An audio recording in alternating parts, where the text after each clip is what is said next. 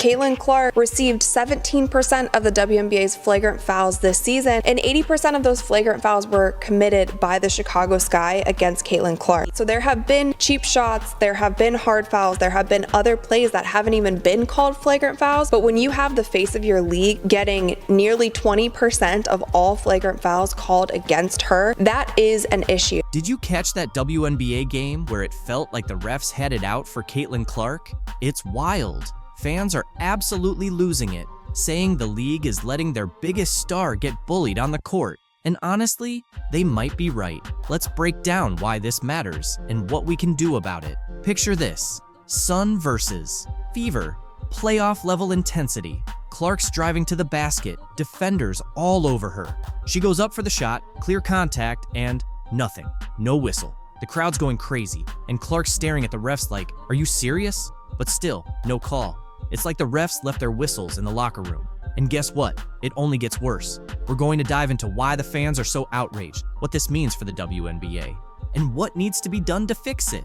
Some of the things happening behind the scenes? You won't believe it. The league's got a serious issue, and it's time we talk about it. Now, if you think you've seen mad sports fans before, think again. Caitlin Clark's fans aren't just angry, they're practically ready to storm WNBA headquarters. So, what's making everyone so upset that people are saying this could change the future of women's basketball?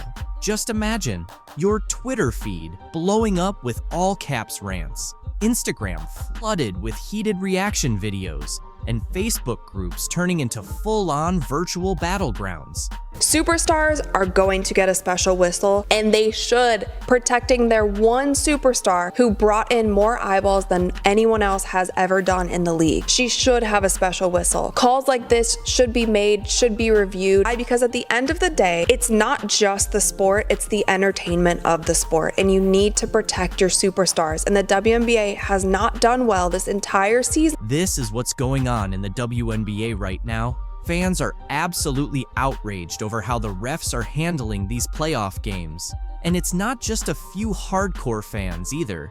It's turned into a full-blown revolt. So what's causing all this frustration?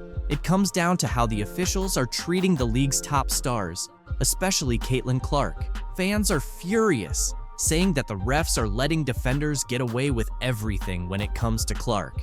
She's getting pushed, shoved, and knocked around without a single call being made. It's like the refs are taking a break every time she drives to the hoop.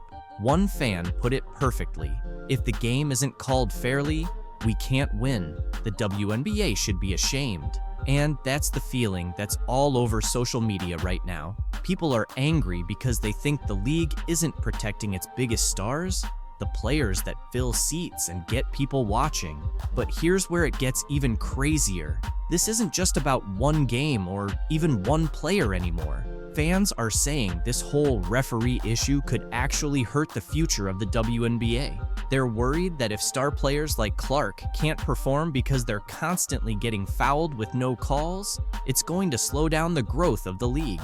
And what's even wilder, some fans are predicting that this could tank viewership for the rest of the playoffs. They're asking, why should we watch if the games aren't fair? It's like the league is ruining its own momentum right at a time when it should be celebrating its success.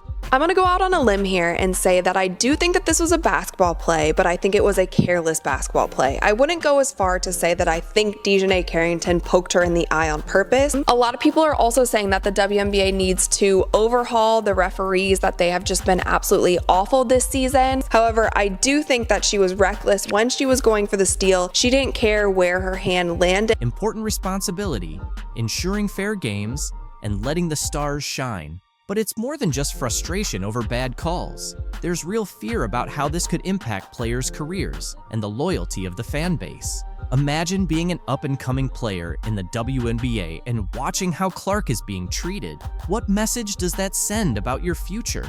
Fans are concerned that this might discourage the next generation of talent from even wanting to join the league. And for the die-hard supporters who've been with the WNBA since the beginning, they're feeling betrayed. Like, all their dedication doesn't mean anything. But the problem runs deeper than just how the players feel. This whole referee situation is like a ticking time bomb for the WNBA. Some fans are saying it's exposing issues so serious it could reshape women's basketball entirely. So why does this matter so much? It's not just about a few bad calls in a single game. This officiating chaos is putting player careers, game outcomes, and the league's entire reputation at risk. If the star players can't perform at their best because they're constantly getting fouled without any calls, how can they truly show what they're capable of? Not calling some of these fouls and not cracking down on some of these cheap shots and hard fouls that are so excessive, not only against Caitlin Clark, but against other players as well. People want to see a fast-paced, high-scoring, long-range shooting game from these women. People should know right off the bat, it shouldn't be the first round of the playoffs that players think that they can still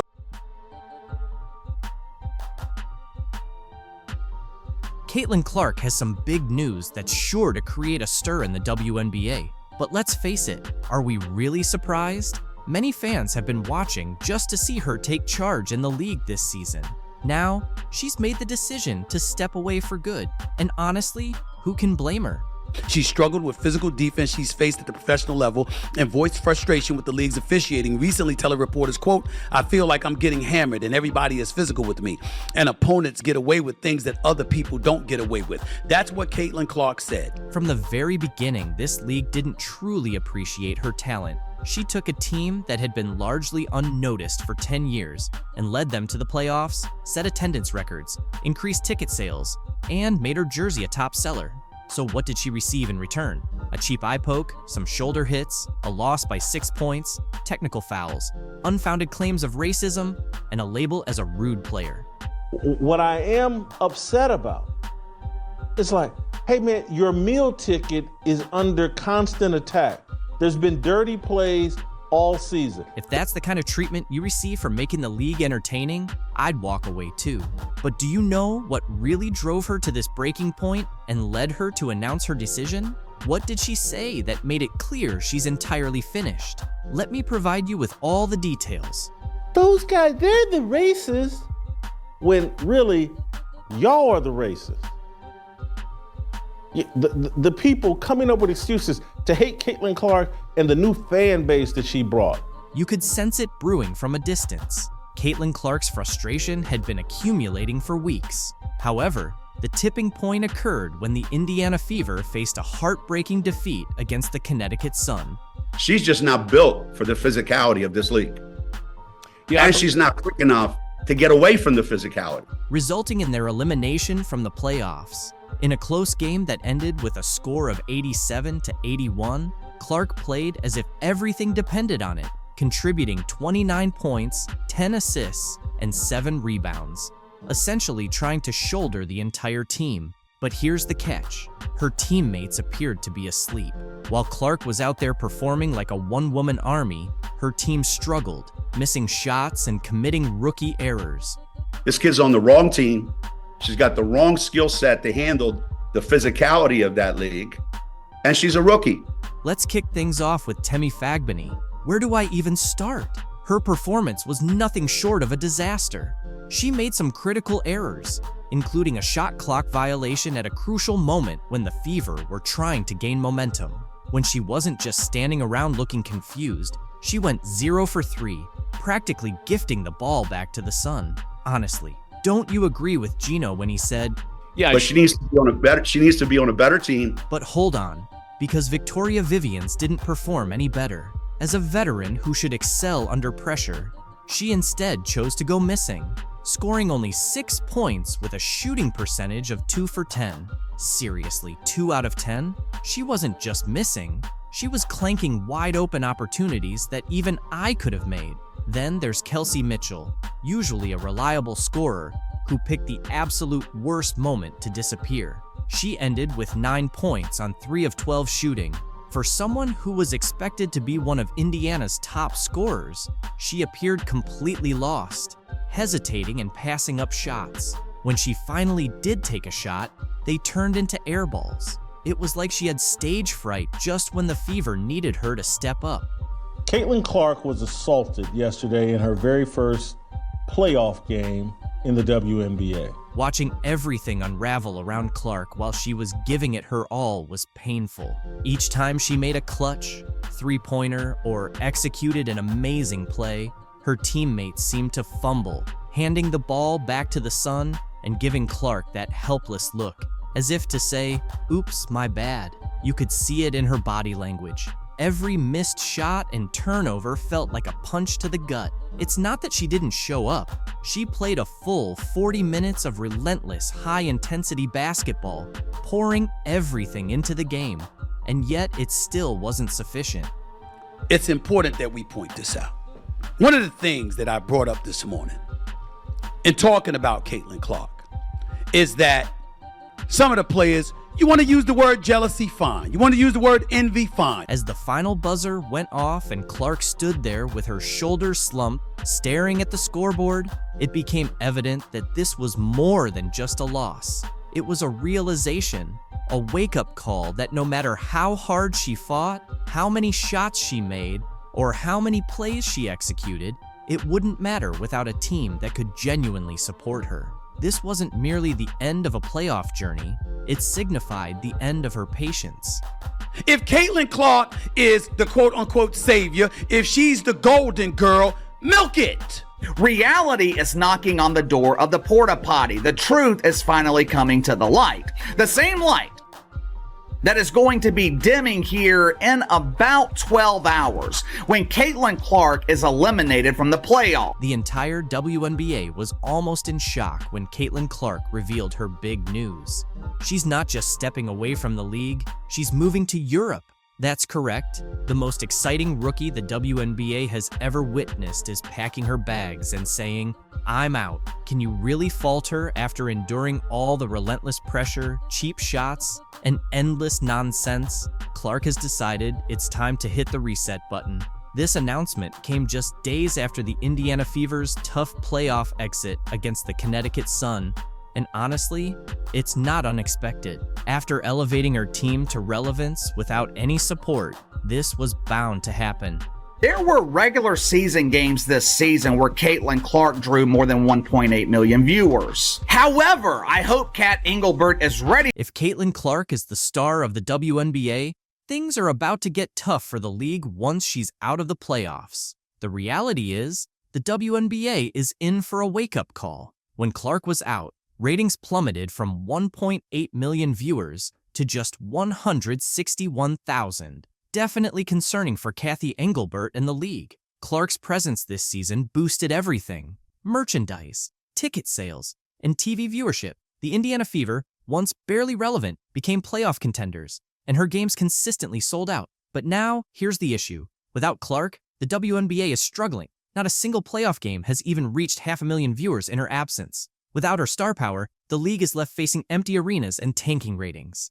It's become clear they put all their hopes on Clark, and now they're feeling the effects. Clark's influence extended beyond just the Fever. She set records in points, assists, and triple-doubles, and her energy lifted the whole league. Attendance shot up by 156%, TV ratings nearly tripled, and merchandise sales skyrocketed. She even drew in fans who had never paid attention to women's basketball before. But now that she's out, the league is facing a tough reality. Remember those packed arenas for her games? Without her, the venues are half full, and the excitement is gone. Even the top teams can't pull in 500,000 viewers. The WNBA is staring down not just a major drop in fan engagement, but a financial loss too. The NBA pours $200 million into the WNBA every year just to keep it going.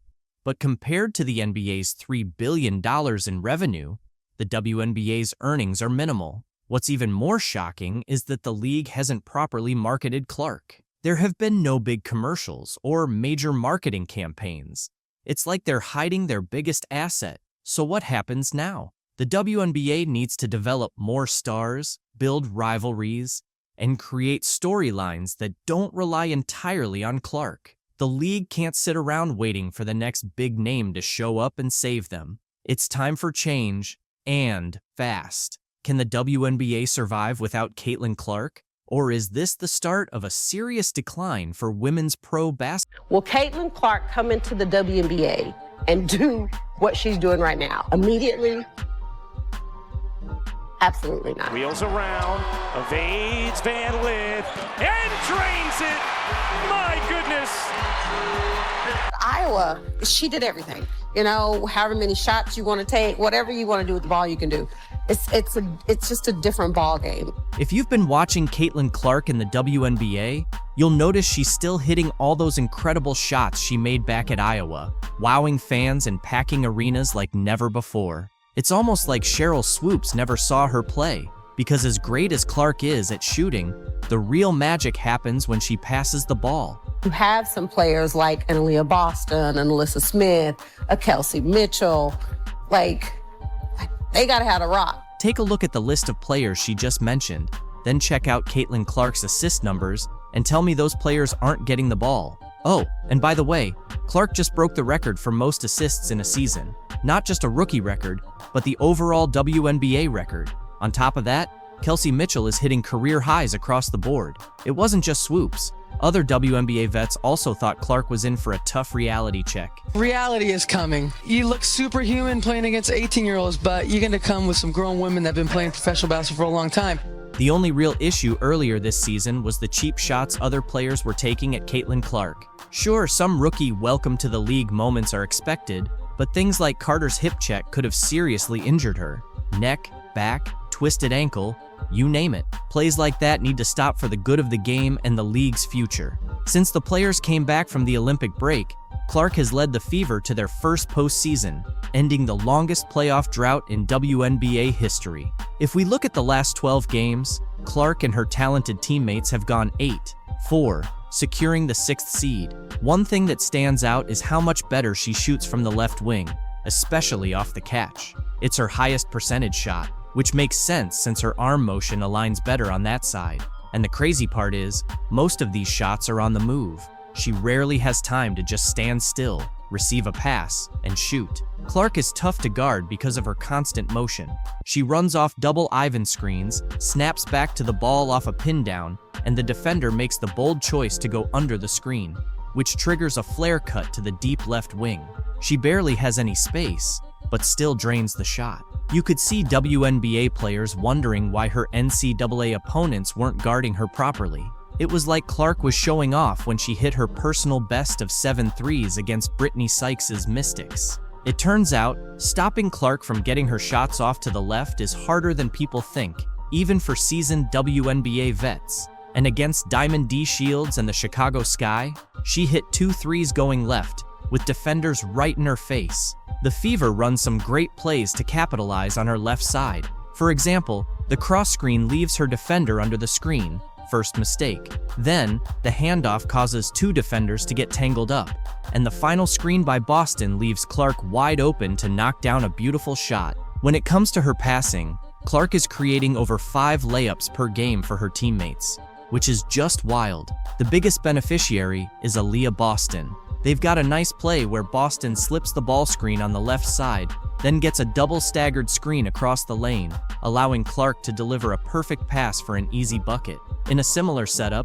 Clark gets a ball screen at the top while Boston uses her body to shield the defender and finishes with a soft touch off the glass. Their bread and butter is the pick and roll. Since Clark draws both defenders, Boston often gets open shots right at the rim. Boston uses her size to spin around smaller defenders for easy layups, and when they reverse the ball screen on the left side, it's the same result. Boston's defender has to hedge because of Clark's shooting threat, but Clark's wraparound pass finds Boston perfectly. She even spins the ball just right so it lands in Boston's hands, allowing her to finish away from the defender. Just perfect execution. They've developed a killer 2-woman game at the top of the key, flattening the other 3 players along the baseline to give them room to operate. When the pick and roll is covered well, they transition smoothly into a get action, and Boston pulls off one of my favorite moves, the fake handoff. This sets up Clark for an assist, and gave the Fever a crucial basket that helped them win in overtime. The chemistry between Clark and Mitchell has been fantastic. They connect so often on that classic dribble towards the corner backdoor cut play. Clark draws so much attention that Mitchell's defender tends to freeze, And with her speed and explosiveness, Mitchell easily beats her defender. Add Clark's vision and pinpoint passing to the mix, and you get a lot of frustrated coaches on the other side who, despite preparing for this, still get burned. Where they're especially dangerous is in transition. Mitchell is one of the fastest players in the league, and if the defense doesn't hustle back early, Clark is going to find her with one of those signature 50-foot passes for easy layups. Putting pressure on the defense early like that also softens it up, making it easier for Clark to get into her deep shooting. The Indiana Fever is turning up the heat, and it's not just because they're pushing for a playoff spot. NaLyssa Smith and Caitlin Clark are caught in a bit of drama that could give your favorite reality shows a run for their money. If you thought The Real Housewives had enough tension, you might want to hear about the brewing rivalry between these two basketball stars. As the Fever gets ready for the playoffs, things in the locker room are getting heated, almost as fast as a three-pointer. NaLyssa, who used to be the face of the team, now feels like she's being overshadowed by the rising star, Caitlin Clark. It's like a sports soap opera playing out right on the court, with a mix of jealousy, competition, and just a hint of shade. So, what's really going on between NaLyssa and Caitlin? Is this a case of jealousy, or is it just good old competitive spirit? Can they work together without it turning into a full-on showdown? Grab your popcorn, because this isn't just about basketball anymore. This is shaping up to be the biggest storyline in the WNBA right now. Anti-white hate towards Caitlin Clark is exactly that. But I could guarantee you, if Caitlin Clark would take a knee and she would salute BLM, that all of this might dissipate overnight. But because she has not done that, here we are. Tommy's right. It's not just race, though. It's also sexuality. Caitlin Clark is a white heterosexual woman in a black league, and they resent and are jealous of all of the attention and the shoe deal that she got. Instead of recognizing the truth, which is great athletes who people care about coming into your league really do make everybody more money, and hey, get you charter airplane flights instead of flying commercial. The Indiana Fever locker room is like a pressure cooker about to burst. What was once a place of team unity and support now feels more like a battlefield full of drama. A divide is formed, splitting apart a team that used to be united by a common goal. At the heart of this tension is a rivalry between two of the team's brightest stars. Leading the charge is NaLyssa Smith, the former face of the team, who now finds herself sidelined as the spotlight shifts to a new rising star. But don't count her out just yet. Smith isn't the type to quietly step aside. She's ready to fight her way back into the spotlight, shaking things up and making her presence felt throughout the entire team. Clark off the Smith screen, goes back for Smith, wide open at the foul line, and Smith cashes it. That screen doubled Caitlin. She didn't get phased and gave it up quickly. Will Smith with the steal. Hillman giving chase. Smith the step through and draws the foul. Took the W season off last year. She would certainly love a little bit of consistency. Ooh, NaLyssa Smith. Here in the early going tonight. Yeah, you mentioned a lot of talk of Caitlin. Taylor cut off on the baseline. Smith shot fake the three. Oh, look at the behind the back. And the push shot. Smith showing off the moves. NaLyssa Smith, such a talented, oh my goodness. About 3 or 4 minute rest. Clark working the baseline. Good ball movement here. Smith is wide open and buries a triple. In the W this season, you saw those numbers there. 3-time Olympic gold medalist, the league MVP, and she looks... This situation goes way beyond a friendly rivalry. It's about identity, pride, and survival in a league where one wrong move could land you on the bench, or worse, sent to another team. As tensions within the Fever continue to rise, there's one big question. Can they survive the storm between Smith and the rookie? What drives Smith to confront the player who's taken her spotlight? Is this the beginning of the end for NaLyssa Smith in Indiana? Or is she gearing up for a comeback worthy of a Hollywood storyline? I think what Caitlin has done for not just college basketball, but for women's basketball, period, I think has been great. The following, people watching the game, sellouts that we haven't seen ever. It just really bothers me, though, when people just take bits and pieces of what they want to take and they don't listen to everything and you don't hear everything. It wasn't personal. One, it was my opinion on how I think she'll be at the next level, because I do remember me saying that Caitlin, to me, could be the best college shooter I've ever seen. When you put these expectations on these young women in college to go to the next level and be immediately dominant, and when that doesn't happen, then people come back and say, oh, she was a bust, she was a flop, she wasn't that good. Just let them do what they're doing in college, enjoy what they're doing in college, and let them become stars in the WNBA. To really understand how serious this situation is, we have to look back a bit. Smith wasn't just another player on the Fever's roster. She was the backbone of the team. Her rise to stardom wasn't by chance. It was the result of hard work, undeniable talent, and natural leadership that earned her the role as the team's go-to player. She didn't just play basketball. She was shaping the future of the Indiana Fever with every standout performance. The media couldn't get enough of her, and the fans absolutely loved her. She was the total package. The Indiana Fever just made a huge move that could shake things up for Caitlin Clark and her championship dreams. Kelly Krauskopf, the mastermind behind their 2012 title, is back as president. If you're a Fever fan or someone who's been following Caitlin Clark, this is the moment you've been waiting for. But the big question is, can Krauskopf build a winning team around Clark like she did with Tamika Catchings? Background in terms of growing up in the organization and understanding everything, the nuances around it, and certainly gives us great perspective. Krauskopf has a reputation for building championship teams, but the pressure's on now. The Fever are leading the league in attendance, with Clark drawing in record-breaking crowds. The big question is, can Krauskopf turn that energy into wins on the court? Will she make bold trades, shake up the coaching staff, or bring in fresh talent to help Clark chase her first championship ring? One thing's for sure, the Fever's future is about to get a lot more interesting, and fans won't want to miss a moment. Since Krauskopf was last in charge, the team's had better days, especially in the seasons leading up to 2024. It's been a bit of a roller coaster, and now the stakes are higher than ever. The challenge? Build a winning squad around the electrifying Caitlin Clark. Clark isn't just another rookie. She's been a sensation, lighting up the court and practically selling out arenas by herself. With an average of over 137,000 fans at home games, the Fever now lead the league in attendance. It's the hottest ticket in town. But now that Krauskopf is stepping back into the spotlight, all eyes are on her to do more than just ride this wave of popularity. Recently, she was the Indiana Fever's president as well as GM for nearly 2 decades. I think a lot of the opportunities that I've been given, To turn all the excitement into real success on the court, fans are pumped, but they're also craving more than just hype. They want a championship. So, can Krauskopf build the powerhouse team Clark needs to bring that shiny trophy back to Indiana? No pressure, right? Kelly Krauskopf is back as the Indiana Fever's president, and this isn't just a nostalgic return. It's a massive opportunity for the team's future. With her solid track record of building winning squads, everyone's curious about her next move.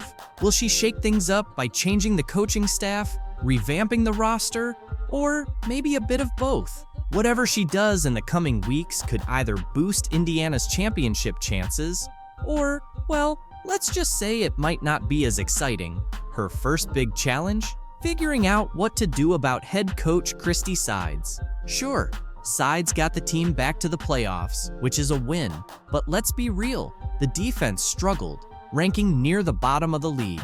That's not exactly championship material. Plus, Sides has been leaning hard on her star players, keeping them on the court for long stretches. And some of her in-game decisions, whether it's arguing with refs, protecting players, or calling critical timeouts, have raised eyebrows. There's definitely room for improvement. Krauskopf's got a big decision to make. Stick with Sides and hope things improve, or bring in fresh blood to tighten things up. Either way, it's going to be interesting to see what happens. With Krauskopf's experience, she was the WNBA's first ever director of basketball operations. She's got a serious edge when it comes to team building.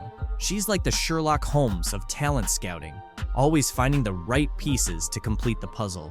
The Fever's roster is already looking bright, with stars like Caitlin Clark, Aaliyah Boston, and Kelsey Mitchell, But even a strong lineup needs a bit more firepower. The team could use a tough, gritty player who isn't afraid to bring some physical defense when things get tough. Krauskopf might have to dig into the free agent market or work some trade magic to find that missing piece.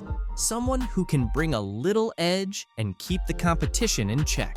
And let's be honest, Clark, as amazing as she is, needs a breather sometimes. Finding a solid backup for her is key to keeping the offense running smoothly.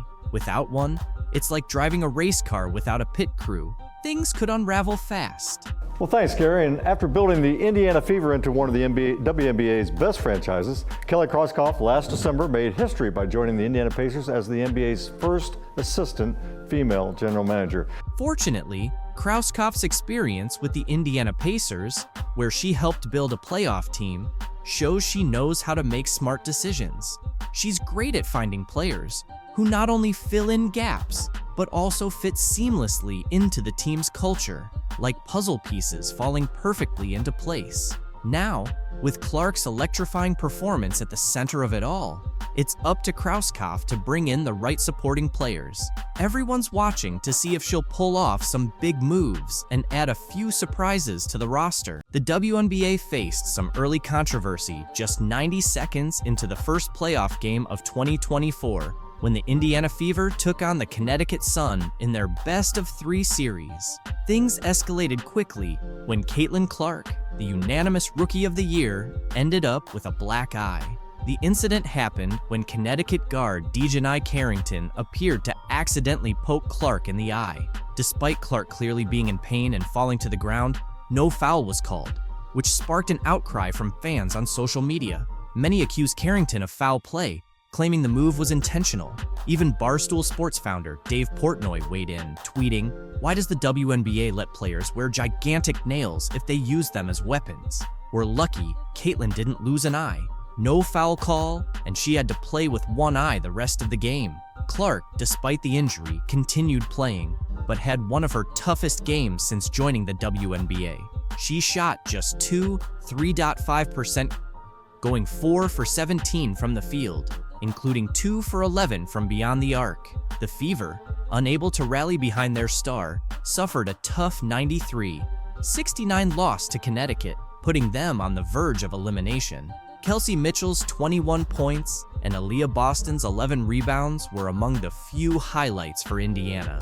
On the other side, Connecticut was led by Marina Mabrey's 27 points and Alyssa Thomas's 15th career triple-double as they controlled the game from start to finish. Despite the rough game, Clark didn't blame her eye injury for the performance. After briefly sitting on the bench following the poke, she decided to push through the pain and played 36 minutes, contributing 8 assists. However, her shooting struggles were hard to ignore. In the post-game press conference, Clark refused to place blame on Carrington, taking full responsibility for the missed shots and acknowledging her difficult game. Her determination to keep playing says a lot about her resilience, but fans are still left wondering if the eye injury played a bigger role in her off night.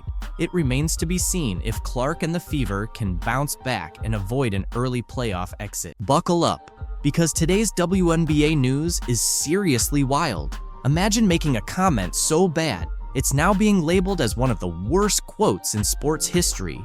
Yep, that's what went down when Chennedy Carter had a complete meltdown after Caitlin Clark was named to the first team All-WNBA and won Rookie of the Year. But here's the kicker, Clark didn't fire back with words. She let her game do all the talking, and trust me, you won't believe how she responded. So get comfortable, because we're diving into everything. From Carter's outburst to Clark's stunning response. Caitlin Clark's rookie season? Absolutely legendary. She earned her spot on the All-WNBA first team and took home Rookie of the Year honors. But, of course, not everyone was cheering her on. Chennedy Carter, for example, wasn't exactly thrilled.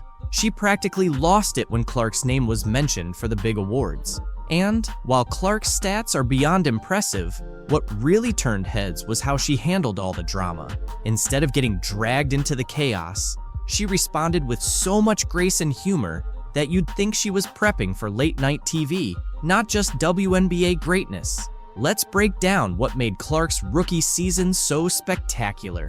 She wasn't just good, she was unbelievable, averaging 24 points and 8.5 assists per game since August. That's superstar level, no doubt. But wait, there's more. She didn't just win Rookie of the Year, she won it unanimously every single vote. It's like a popularity contest, but with actual skills to back it up. And as if that wasn't enough, she also made the All-WNBA first team as a rookie.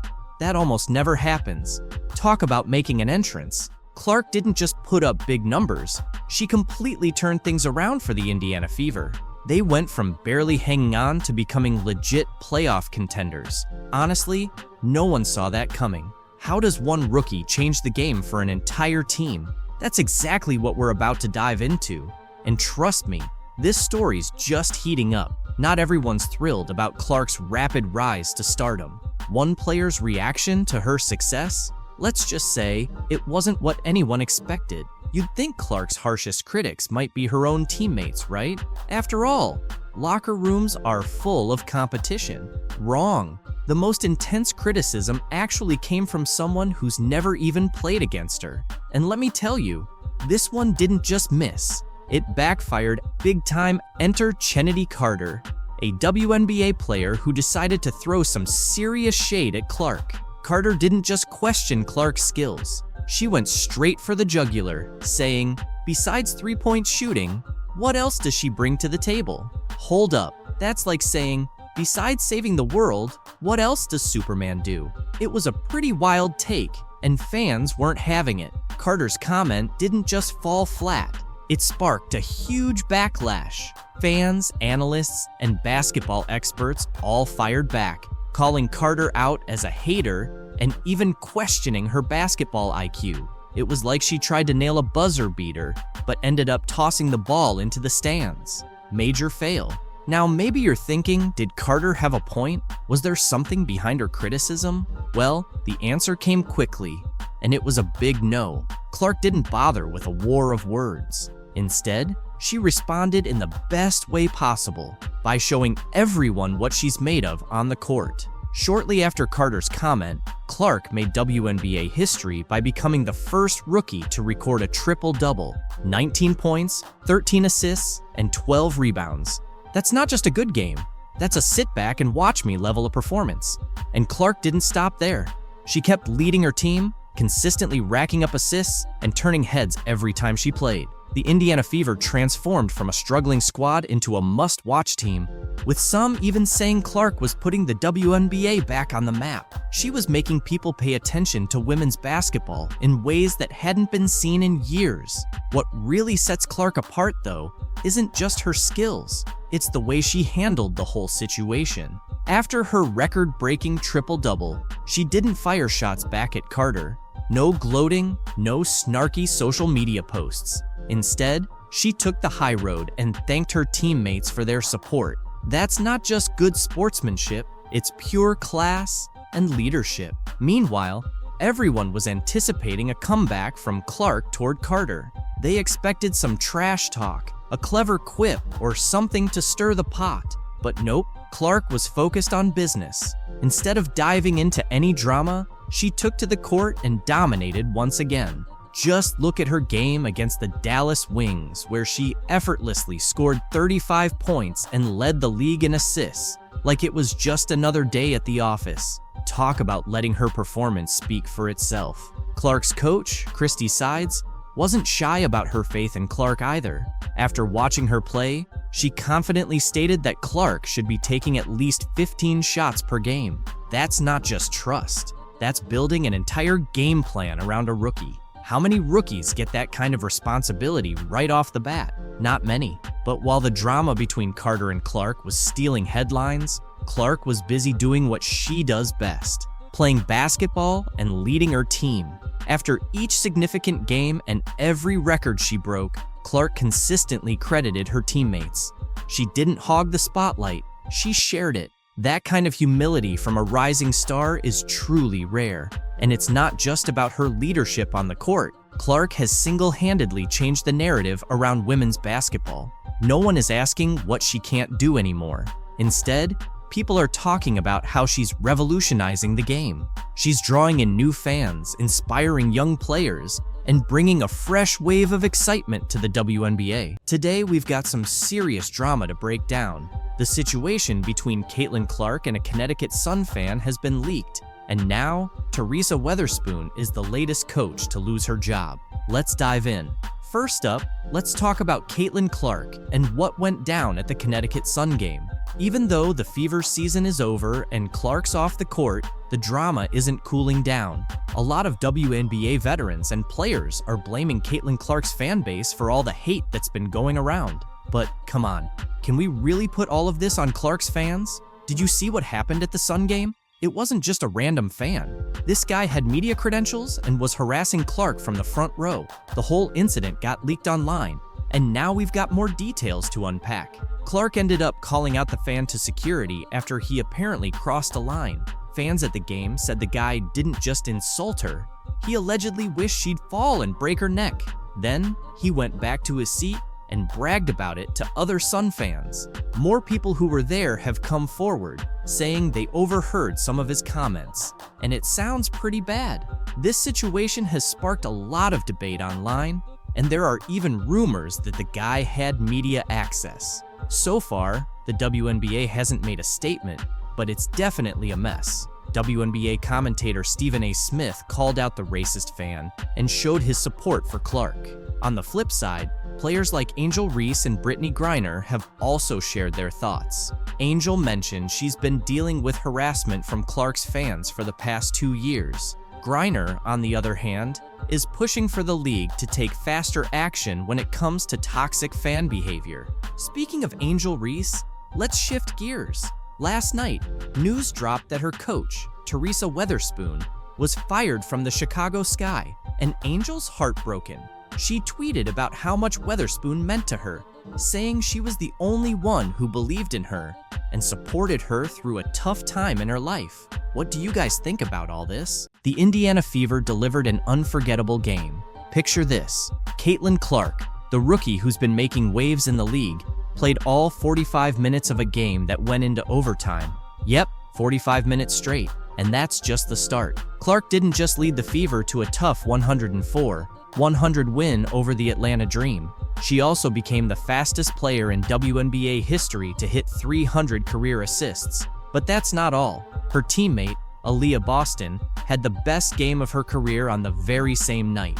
The first quarter was electric, with the Fever and Dream trading baskets right from the jump. Clark showed she was locked in early, sinking a three-pointer within the first few minutes. Boston gets it back to Clark, sidesteps Howard, she will launch and knock down a three. The Atlanta Dream wasn't backing down, with Rhyne Howard answering back with her own sharp shooting. By the end of the first quarter, the Fever had a narrow 22-21 lead, setting the stage for a closely contested game. In the second quarter, things heated up even more. The Dream, led by Howard and Alicia Gray, pulled ahead by 6 points. But the Fever weren't going down easily. Lexi Hull stepped up, sinking 2 clutch three-pointers to keep them in the fight. Despite their efforts, the Dream managed to take control, going into halftime with a 48-44 lead. If you thought it was intense by then, the third quarter kicked things up a notch. The Dream extended their lead to 16 points, and it seemed like the Fever were losing their grip. But this is where Caitlin Clark and her squad worked their magic. Clark started finding her rhythm, making pinpoint assists and draining crucial shots. Meanwhile, Aaliyah Boston dominated the boards, grabbing key rebounds and converting them into points. By the end of the third quarter, the Fever had cut the lead to just 3 points, with the score at 69-66 in favor of the Dream. The fourth quarter was one of the most thrilling moments of the season. It was a battle between two determined teams. Clark continued to lead the Fever's offense with precision, while Boston was unstoppable around the basket. The game was tied multiple times in the closing minutes. With 18 seconds left, Boston hit a huge shot to tie the game at 90, sending it into overtime. Overtime was pure intensity. Clark and Boston kept up their dominance, but the Dream fought back hard. It was a back-and-forth exchange of baskets right up until the final seconds. In the end, Clark's composure at the free throw line sealed the Fever's 104-100 victory. This game showed just how much the Indiana team is growing, and with the playoffs on the horizon, they're showing some promising signs. What can we even say about Clark that hasn't been said already? Well, here's one for you. She played all 45 minutes of the game. Unreal, right? But the numbers back it up. Clark wrapped up the night with 26 points, 12 assists, and 5 rebounds. That's not just a double-double, it's complete court control. And the biggest highlight? She became the fastest player in WNBA history to hit 300 career assists. We're talking about a rookie shattering records that seemed untouchable. Her court vision is something else. If Clark was the conductor, Aaliyah Boston was the unstoppable force. Boston had the game of her career, dropping 30 points and grabbing 13 rebounds. Another double-double, but more than that, it was pure dominance. She was a force in the paint, turning Clark's assists into easy buckets and creating second chances with her offensive rebounding. Boston was incredibly efficient, hitting 11 out of 16 shots. And let's not forget Kelsey Mitchell. While Clark and Boston were stealing the show, Mitchell quietly had a standout game herself, with 21 points and a solid 50% shooting. She was the quiet but critical third piece of the puzzle, delivering when the Fever needed it most. Mitchell showed why she's one of the top shooters in the league, sinking clutch shots to help seal the victory. The trio of Clark running the show, Boston owning the paint, and Mitchell hitting from the outside is a combination that could take the Fever deep into the playoffs. And speaking of playoffs, with performances like this, the Fever are proving they're not just here to make up the numbers, they're here to compete for a title. A key moment in the game came in the third quarter when the Dream opened up a 16-point lead. That could have been the moment many teams threw in the towel, but not the Fever, and definitely not Clark. She kicked off a series of plays that completely turned the game around. She drained a three-pointer and followed it up with 2 quick assists to Boston. Just like that, the 16-point gap started to shrink. This was where Clark's championship mentality really showed. She didn't just rack up points, she elevated the play of her whole team. This game summed up the Fever season. Flashes of brilliance, some adversity, and overcoming challenges. But most of all, it showcased the heart and determination of this young squad, led by Clark and Boston. What's happening in the WNBA right now is absolutely wild. Sophie Cunningham, who plays with Diana Taurasi on the Phoenix Mercury, recently made some eye-popping comments about Caitlin Clark that are leaving people stunned. And believe it or not, that's just scratching the surface. Caitlin Clark isn't just putting up numbers on the court, she's changing the game itself. She's been smashing records, pulling off impossible plays, and shaking up the Indiana Fever in ways no one saw coming. And get this, some of the seasoned veterans are starting to feel a bit envious. Yep, the rookie is making waves so big that it's ruffling the feathers of some long-standing stars. But hold on, let's take a closer look at what Cunningham said that's got everyone buzzing. In a recent interview, she dropped some serious thoughts on Caitlin Clark. But I think they've done a great job in the league as well. I think the physicality and all that they're going to get used to, but I think especially Caitlin Clark, she's been killing it. And I'm a huge fan, and I never say that, but I think it's fun what she's doing. Can you believe what this means? A veteran player who shares the court with the iconic Diana Taurasi is giving major props to a rookie. That's not something you see every day in the WNBA, but Sophie didn't stop there. She had more to say. When it comes to viewership, man, I think a lot of people have a lot to learn about our league, but I think that's a really fun thing. And if you have really anything negative to say about all the viewership and everything that this rookie class is doing, I just think that you're not capitalizing on it and you might be a little jealous. So Sophie just dropped a truth bomb on anyone throwing shade at Caitlin Clark's success and the other rookies in the league. She's basically saying that if you're not on board with how the WNBA is growing, then the issue might be with you. But why is Sophie, an established player, going all out to defend Clark and the rookies? Simple. It's all about the impact. Clark isn't just playing great basketball. She's completely changing how people view the WNBA. Since she stepped into the league, viewership has exploded. Games that used to have empty seats are now packed. People aren't just watching Indiana Fever games, they're buying tickets, jerseys, and buzzing about the WNBA on social media like never before. And here's the kicker. Clark is pulling all this off as a rookie. She didn't need years to adjust or build a fan base. She came in and started dominating right away. That's why Sophie and other savvy players are seeing that Clark's success is tied to the success of the league itself. In just the last 5 games, Clark's been on fire, averaging 22.6 points, 8.4 assists, and 4.8 rebounds. But that's not all. She's shooting 48.1% from the field and an impressive 44.4% from beyond the arc. These aren't just good numbers for a rookie, they're elite, even for seasoned pros. And what's most incredible is that she's not just stacking up stats for herself, she's lifting the entire team. With Clark on the court, the Fever have gone from barely scraping by to becoming serious title contenders. Oh, and that record for most points generated in a WNBA season? Clark is on track to break it. She's already ranked among the top 3 rookies of all time for total points, and the season's not even over. But it's not just about scoring. Clark is redefining what it means to be a point guard in this league. Her assists aren't just routine passes, they're jaw-dropping plays. She's seeing and creating opportunities that leave even the commentators speechless. And here's the wild part. She's doing all of this against defenses that are built specifically to shut her down. Entire teams are shifting their strategies just to contain Caitlin Clark, but she's still out there dominating. That's why veterans like Sophie Cunningham are so impressed. Clark isn't just excelling, she's changing the entire game. She's pushing teams and players to evolve, and in doing so, she's raising the level of competition across the WNBA. Let's dive into something Cunningham brought up that's been stirring the pot in the league: the jealousy and criticism aimed at Caitlin Clark. Sounds crazy, right? A rookie making such a huge impact that it's got veterans feeling envious. But that's exactly what's happening. Some players, and even some fans, are complaining about all the attention Clark's getting, saying it's overhyped or that she's stealing the spotlight from more experienced players. But let's be real, this is just plain jealousy. As Sophie Cunningham wisely pointed out, those who are grumbling about the attention Clark is bringing to the league are missing out on the bigger picture and maybe feeling a bit envious. She's absolutely right. Clark's success doesn't take away from any other player's value. In fact, the more attention the WNBA gets, the better it is for everyone.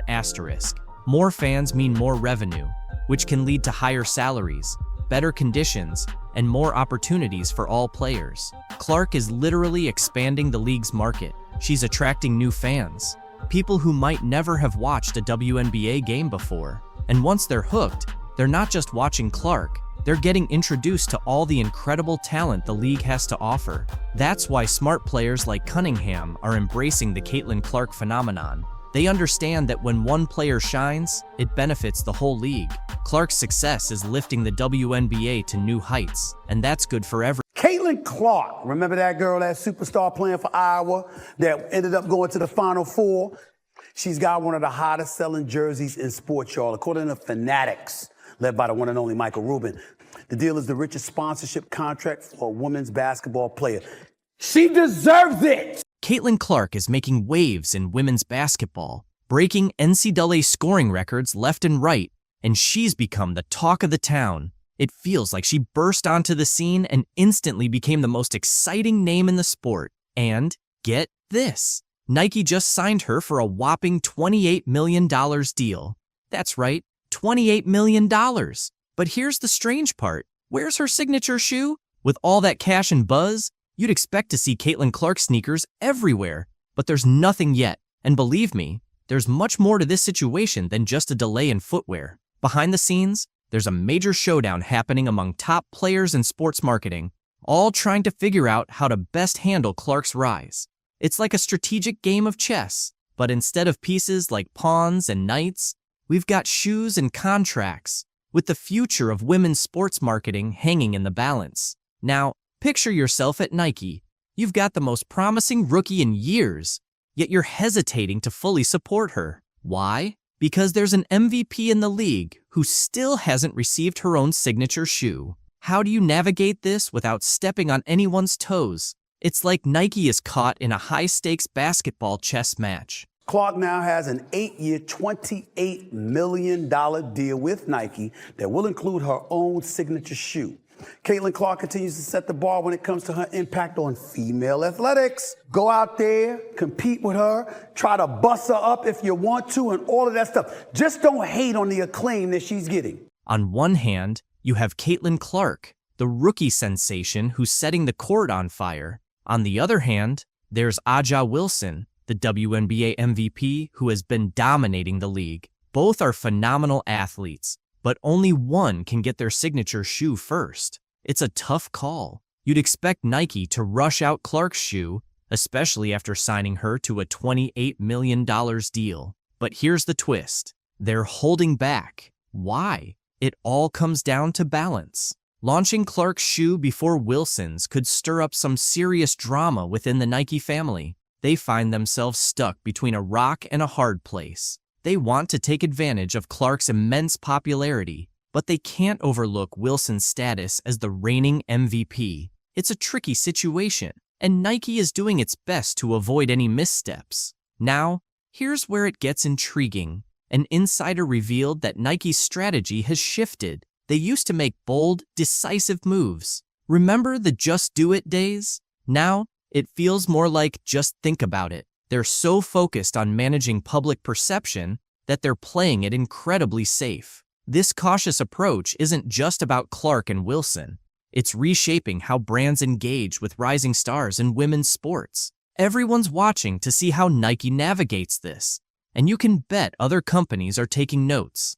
If Nike gets this right, they could establish a new standard for marketing female athletes. But if they mess it up, it could lead to a major PR disaster. That's why they're treading carefully. However, this cautiousness might be hindering women's sports. Imagine if Nike just went for it and released Clark's shoe, only to have it sell out instantly. That could open the doors for more signature shoes, more endorsements, and increased visibility for the WNBA as a whole. This isn't just about shoes anymore. It's about the future of women's sports marketing. Nike's decision could have a monumental impact on every female athlete out there. Will they play it safe or take a risk? Either way, the outcome will be significant. Now, consider why only 5 WNBA players have signature shoes. 5 in the entire league. That's fewer than the starting lineup of a single team. How is this possible in 2024? It's like women's basketball is stuck in the Stone Age when it comes to footwear. But here's where it gets exciting.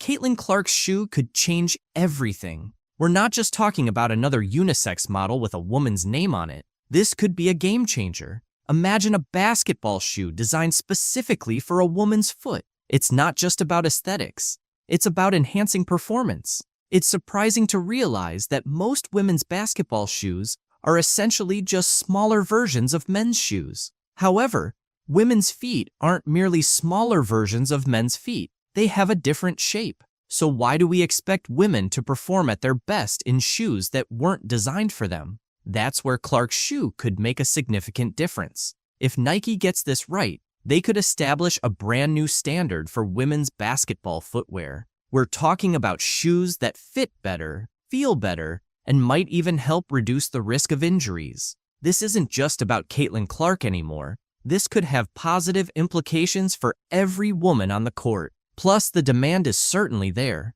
When Clark was drafted, her jersey sold out in no time. People are eager for Clark merchandise. If her shoe is successful, it could pave the way for more signature shoes in the WNBA, finally creating a market that truly caters to women basketball players. But this goes beyond just selling shoes. Clark's signature shoe could symbolize growth in women's basketball, sending a message that says, "We see you, we value you, and we're creating products specifically for you." That's a significant step for a sport that has often been viewed as an afterthought. Consider the impact this could have on young girls who play basketball. They wouldn't just be dreaming of playing in the WNBA. They'd be envisioning a future where they have their own signature shoe. This is about representation, inspiration, and demonstrating that women's basketball is a serious market.